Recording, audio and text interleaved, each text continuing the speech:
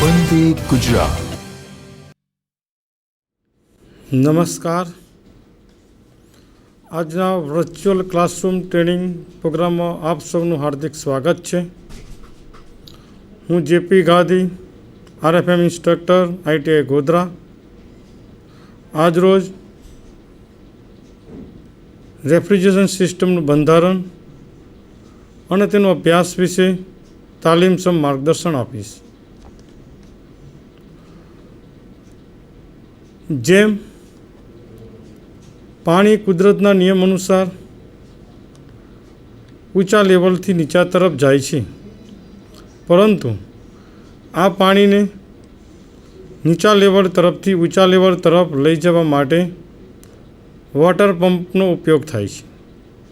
આવી જ રીતે ગરમી હંમેશા ઊંચા ટેમ્પરેચરથી નીચા ટેમ્પરેચર તરફ સ્થળાંતર કુદરતી રીતે કરે છે, પરંતુ ગરમીને નીચા તાપમાનથી ઊંચા તાપમાન તરફ લઈ જવા માટે એક્સટર્નલ એનર્જીની જરૂર છે. આ એનર્જી આપવા માટે શું વપરાય છે? તો આ એનર્જી આપવા માટે રેફ્રિજરેશન સિસ્ટમ છે. રેફ્રિજરેશન સિસ્ટમમાં પદાર્થમાંથી ગરમીનું વહન કરતા પદાર્થને રેફ્રિજરન્ટ કહે છે. રેફ્રિજરેશન એક મોટો ઉદ્યોગ તરીકે વિકાસ પામી ગયો છે. માનવ જરૂરિયાતને લક્ષ્યમાં રાખીને આ ઉદ્યોગનો ખૂબ વિકાસ થવા પામ્યો છે.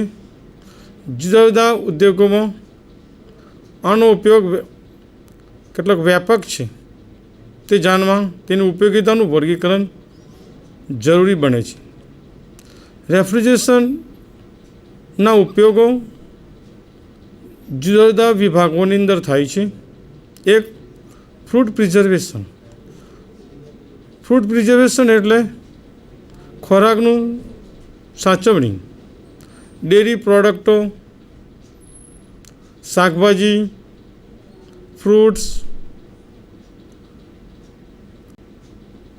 માછ, મચ્છી વગેરેને લાંબો સમય સુધી જાળવી રાખવું હોય તો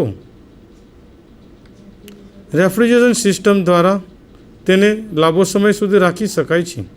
આ બધા ખાદ્ય પદાર્થોની અંદર નીચા ટેમ્પરેચરે બેક્ટેરિયા રહી શકતા નથી, જેથી ખાદ્ય પદાર્થોનું નીચા ટેમ્પરેચરે પ્રિઝર્વેશન કરી શકાય છે, રક્ષણ કરી શકાય છે. બીજો ઉપયોગ છે કેમિકલ અને ઇન્ડસ્ટ્રીયલ રેફ્રિજરેશન. કેમિકલ ઉદ્યોગોમાં, ફાર્માસ્યુટિકલ ઉદ્યોગોમાં, ગુંદર બનાવતી કંપનીમાં, રબર બનાવતી કંપનીઓ, ઓઇલ રિફાઇનરીની અંદર રેફ્રિજરેશન સિસ્ટમનો ખૂબ જ ઉપયોગ થાય છે. કમ્ફર્ટ એર કન્ડિશનિંગની અંદર, રહેઠાણની અંદર, હોટલોમાં, દુકાનની અંદર, મોલમાં, થિયેટરમાં, રૂમ એસીમાં વગેરે જગ્યાએ કમ્ફર્ટ એર કન્ડિશનિંગનો ઉપયોગ થાય છે. ઇન્ડસ્ટ્રીયલ એર કન્ડિશનિંગમાં કાપડ બનાવતી કંપનીઓ, ફોટોગ્રાફી,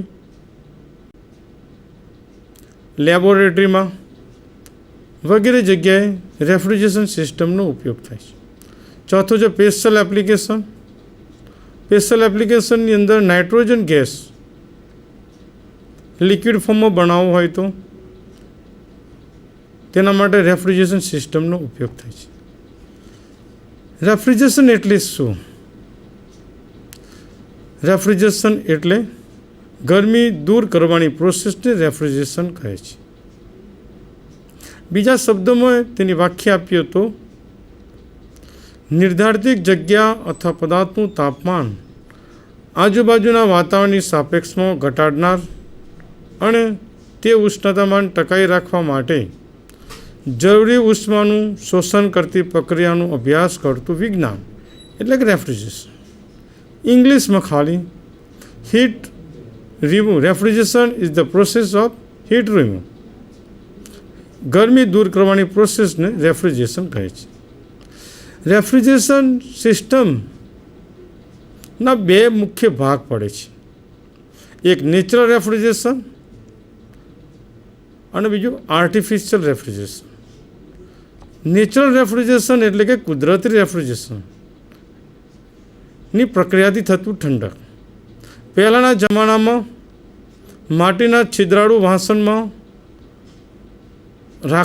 રાખેલું પાણી હવાના સત્સંગમાં રહેતા ઠંડુ પડે છે અને આ પદ્ધતિ આજે પણ ભારત વર્ષના સામાન્ય વર્ગમાં પ્રચલિત છે. આ પ્રક્રિયામાંથી ઇવોપરેટિંગ કુલિંગ સિદ્ધાંતનું તારણ મેળવવામાં આવ્યું છે. 18મી સદીમાં શિયાળાની ઋતુમાં કુદરતી બરફને લાકડાની પેટીમાં ભરીને તેની સાથે ખાદ્ય પદાર્થો સાચવવામાં આવતા હતા. ઠંડક મેળવવા માટે માણસો નદી કિનારે, સરોવરના કિનારા ઉપર, દરિયા કિનારે વગેરે ફરવા જતા હતા. ત્યાં તેમને કુલિંગ મળતું હતું. કુદરતી રેફ્રિજરેશનમાં મુશ્કેલી હોવાથી કૃત્રિમ રેફ્રિજરેશનની શોધ થઈ. કુદરતી રેફ્રિજરેશન લાંબો સમય સુધી મેળવી શકાતું નહોતું. તેથી આગળ આપણે કૃત્રિમ રેફ્રિજરેશનનો પ્રકાર જોઈશું. Artificial refrigeration. કૃત્રિમ રેફ્રિજરેશન એટલે આર્ટિફિશિયલ રેફ્રિજરેશન. ઈસવીસન 1834માં પાર્કિન્સ નામના અમેરિકન વિજ્ઞાનીએ કૃત્રિમ રીતે બરફ બનાવવાના પ્રયોગ, હસ્તચાલિત દાબયંત્ર અને ઇથલ પ્રવાહીને શીતળ દ્રવ્ય વાપરી વેપર કોમ્પ્રેસર સિસ્ટમની રચના કરી. આર્ટિફિશિયલ રેફ્રિજરેશનના પ્રકાર. આર્ટિફિશિયલ રેફ્રિજરેશનના પ્રકાર 5 છે.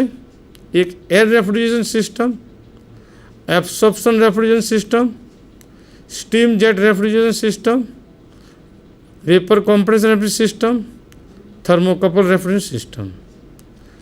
એર રેફ્રિજરેશન સિસ્ટમનો ઉપયોગ એરક્રાફ્ટમાં વ્યાપકપણે વપરાતી સિસ્ટમ છે. એટલે કે વિમાનની અંદર એર રેફ્રિજરેશન સિસ્ટમનો ઉપયોગ થાય છે, જ્યાં રેફ્રિજરન્ટ તરીકે હવાનો ઉપયોગ થાય છે. હવાને દાબી ઠંડી કરી તેને એક્સપાન્ડ કરવામાં આવે છે, જેથી તે ઠંડી થાય છે અને આ ઠંડી હવા વિમાનમાંથી ભારને દૂર કરે છે અને જરૂરી ઉષ્ણતા મેળવે છે, જરૂરી ટેમ્પરેચર મળે છે. બીજો પ્રકાર છે એબ્સોર્પ્શન રેફ્રિજરેશન સિસ્ટમ. આ સિસ્ટમ એક હીટ સિસ્ટમ છે. આમાં વપરાતો રેફ્રિજરન્ટ વારાફરતી શોષાય છે અને આને ગરમ કરી છૂટો પાડવામાં આવે છે. આ એક ખૂબ જ શાંત સિસ્ટમ છે. જ્યાં વેસ્ટેજ હીટ સરળતાથી પ્રાપ્ત હોય ત્યાં આ સિસ્ટમ સસ્તી પડે છે. એબ્સોર્પ્શન રેફ્રિજરેશન સિસ્ટમની અંદર ગરમી આપવામાં આવે છે, એટલે કે હીટ આપવામાં આવે છે. એની અંદર રેફ્રિજરન્ટ તરીકે એમોનિયા, પાણી અને હાઇડ્રોજન ત્રણનું મિશ્રણ કરી અને એબ્સોર્પ્શન રેફ્રિજરેશન સિસ્ટમનો ઉપયોગ થાય છે. ત્રીજી સિસ્ટમ છે સ્ટીમ જેટ રેફ્રિજરેશન સિસ્ટમ. આ સિસ્ટમનો ઉપયોગ સ્ટીમરની અંદર થાય છે. આ સિસ્ટમમાં રેફ્રિજરન્ટ તરીકે પાણીનો ઉપયોગથી આ સિસ્ટમ ચાલે છે. પાણીના બાષ્પીભવનને લઈને જરૂરી કુલિંગ મળે છે.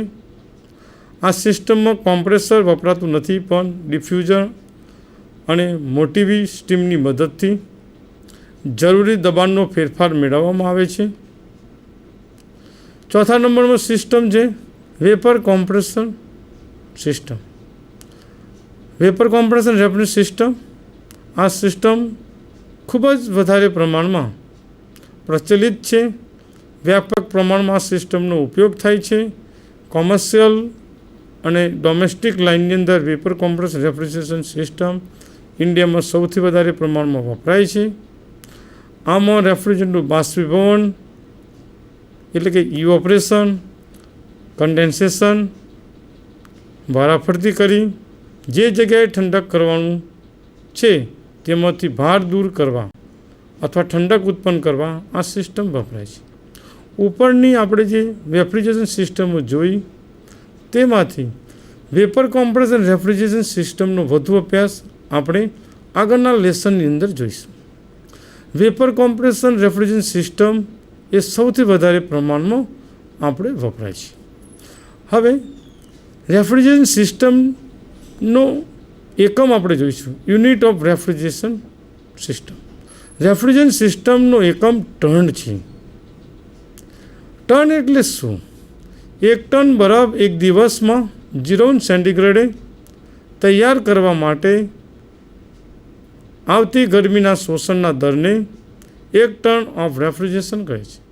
અથવા તો 1 ટન બરફ એક દિવસમાં 0 સેન્ટીગ્રેડે પીગળવા માટે અપાતી ગરમીના દરને 1 ટન ઓફ રેફ્રિજરેશન કહે છે।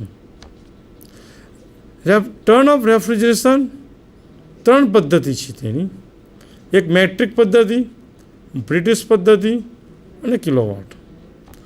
મેટ્રિક પદ્ધતિમાં જોઈએ તો 1 ટન બરાબર 907 ગુણ્યા 80। 907 એટલે કે 1 ટન બરફનું વજન। 1 ટન બરફનું વજન મેટ્રિક પદ્ધતિમાં 907 કિલોગ્રામ થાય છે। 80 એ 1 કિલો બરફની સ્પેસિફિક હીટ છે, ગુપ્ત ગરમી છે। 1 કિલો બરફની 80 એ બરફની ગુપ્ત ગરમી છે, એટલે 907 ગુણ્યા 80 બરાબર 72,560 calorie per day. 1 ton refrigeration પ્લાન્ટની cooling capacity 72,000 calorie per day છે।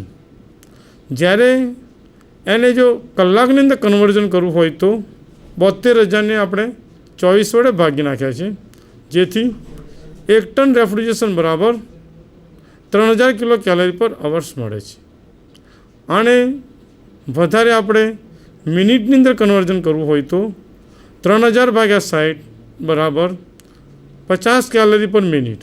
એટલે કે 1 ટન રેફ્રિજરેશનનો પ્લાન્ટ હોય તો 1 ટન વિન્ડો એસી હોય અથવા 1 ટનનું વોટર કુલર હોય તો 50 કિલો કેલરી ગરમીનું શોષણ કરશે 1 મિનિટની અંદર। એને સેકન્ડની અંદર કન્વર્ઝન કરવું હોય તો 0.83 કેલરી પર સેકન્ડ થાય છે। એવી રીતે બીજી પદ્ધતિમાં પણ ટન ઓફ રેફ્રિજરેશનનો એકમ વપરાય છે। એમાં 1 ટન બરાબર 2000 ગુણ્યા 144 BTU।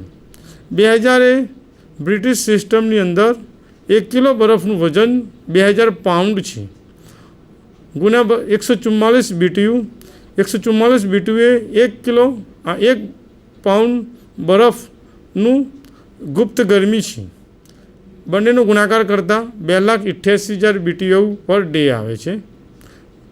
એટલે કે 1 ટન રેફ્રિજરેશન બરાબર 2,88,000 BTU પર ડે એક દિવસની અંદર 2,88,000 BTU ગરમીનું શોષણ કરે છે।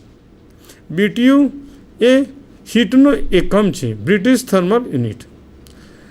આગળ એને જોઈએ તો 24 કલાકની અંદર એટલે અવર્સમાં આપણે ફેરફાર કરવો હોય તો 2,88,000ને 24 વડે ભાગી નાખ્યા છે, બરાબર 12,000 BTU પર મિનિટ્સ મળે છે।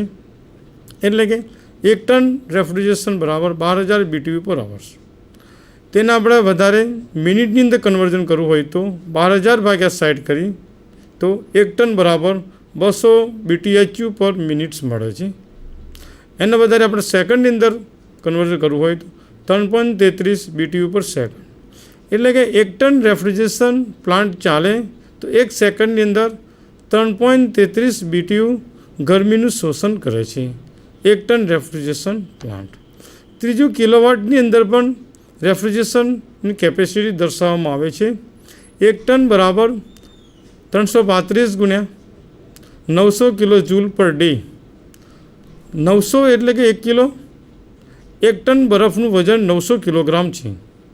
335 એ 1 કિલો બરફનું કિલો જૂલની અંદર ગુપ્ત ગરમી છે। બંનેનો ગુણાકાર કરતાં 3,01,500 કિલો જૂલ પર ડે મળે છે। એટલે કે 1 ટનનો પ્લાન્ટ એક દિવસ ચાલે તો 3,01,500 કિલો જૂલ ગરમીનું શોષણ કરે છે.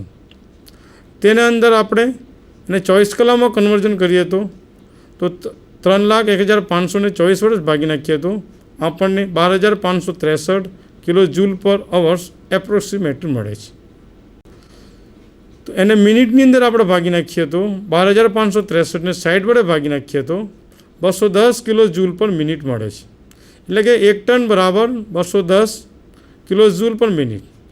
આપણે એને કિલો જૂલને મિનિટમાંથી સેકન્ડમાં કન્વર્ઝન કરવું હોય તો 1 ટન બરાબર 210 ભાગ્યા 60 કિલો જૂલ પર સેકન્ડ બરાબર 3.5 કિલો જૂલ પર સેકન્ડ અથવા 3.5 કિલો જૂલ મળે છે. તેને 1 જૂલ પર સેકન્ડ બરાબર 1 વોટ પણ કહેવામાં આવે છે. આપણે આ લેસનની અંદરના અગત્યના પ્રશ્નો આપણે જોઈએ તો આ લેસનમાં રેફ્રિજરેશન એટલે શું? તો રેફ્રિજરેશન એટલે ગરમી દૂર કરવાની પ્રક્રિયાને રેફ્રિજરેશન કહે છે. રેફ્રિજરેશનનો એકમ શું છે? રેફ્રિજરેશનનો એકમ ટન છે. આપણે બજારની અંદર વિન્ડો એસી સ્પ્લિટ એસી લેવા જઈએ છીએ તો આપણે એને કેટલા ટનનું એસી લેવું છે એવું આપણે કહેવું પડે છે. તો 1 ટનનું લેવાનું છે, 1.5 ટનનું લેવાનું છે કે 2 ટનનું લેવાનું છે. તો 1 ટન એ રેફ્રિજરેશન સિસ્ટમનો એકમ છે. 1 ટન બરાબર 3,000 કિલો કેલરી પર અવર્સ ગરમીનું શું કરે છે? શોષણ કરે છે. ત્રીજો પ્રશ્ન છે, હાલમાં કઈ રેફ્રિજરેશન સિસ્ટમ વધુ વપરાય છે? તો આપણે ઉપર જોયું આપણે કે કુદરતી રેફ્રિજરેશન સિસ્ટમ, કૃત્રિમ રેફ્રિજરેશન સિસ્ટમમાં સૌથી વધારે જો વપરાતી હોય તો વેપર કોમ્પ્રેસર રેફ્રિજરેશન સિસ્ટમ. બીજી બધી સિસ્ટમો જે છે એ પર્ટિક્યુલર પોતપોતાના ઉપયોગની અંદર એ સિસ્ટમ વપરાય છે. ચોથો પ્રશ્ન, 1 ટન બરાબર ખાલી જગ્યા BTU પર અવર્સ.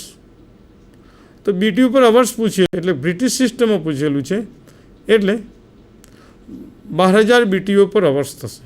જો 1 ટન બરાબર ખાલી જગ્યા BTU પર મિનિટ પૂછ્યું હોય તો આપણે 1 ટન બરાબર 200 BTU પર મિનિટ્સ બોલાય. પાંચમો પ્રશ્ન, 1.5 ટનનું વિન્ડો એસીનું કુલિંગ કેપેસિટી કેટલા કિલો કેલરી પર અવર્સ હશે? કે આગળ આપણે જોઈ ગયા પ્રમાણે 1 ટન બરાબર 3,000 કિલો કેલરી પર અવર્સ છે. આપણે એ વિન્ડો એસી 1.5 ટનનું વિન્ડો એસી છે એટલે કે 1.5 ગુણ્યા 3,000 બરાબર આપણને 4500 કિલો કેલરી પર અવર્સ. એટલે કે 1.5 ટનનું એસી એ 1 કલાકની અંદર 4500 કિલો કેલરી ગરમીનું શોષણ કરશે. આમ આપણે રેફ્રિજરેશન સિસ્ટમનું બંધારણ અને તેનો અભ્યાસ વિશે આપણે જોયું. આ લેસનની અંદર આપણે વેપર કોમ્પ્રેશન રેફ્રિજરેશન સિસ્ટમની કેપેસિટી ટનમાં હોય છે, મેટ્રિક, બ્રિટિશ અને કિલોવોટમાં હોય છે. એના વિશે આપણે સવિસ્તારથી જોયું. આભાર.